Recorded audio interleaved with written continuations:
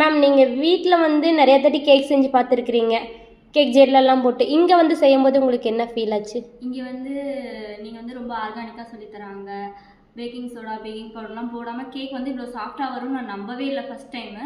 ஆனால் செஞ்சு பார்த்ததுக்கப்புறம் தான் தெரியுது இவ்வளோ சாஃப்டாக வரும் அப்படின்னு. ரொம்ப நல்லாவே சொல்லி கொடுத்துருந்தீங்க. நீங்கள் யூடியூப் பார்த்து கற்றுக்கிறதுக்கும் கிளாஸ் வந்து கற்றுக்கிறதுக்கு என்ன டிஃப்ரெண்ட்டு? யூடியூப்பில் வந்து நிறைய டிப்ஸ் எல்லாம் சொல்லித்தரதில்ல, ஆனால் இங்கே வந்து நிறைய டிப்ஸ் எல்லாம் சொல்லித்தரீங்க.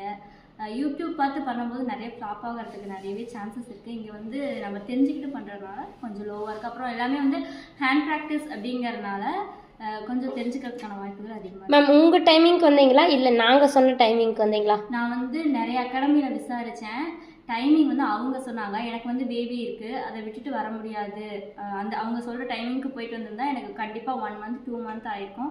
இங்கே வந்து என்னோடய டைமிங்க்கு நான் வந்தனால 10 நாள்லேயே முடிச்சேன். அது வந்து எனக்கு ரொம்ப யூஸ்ஃபுல்லாக இருந்துச்சு.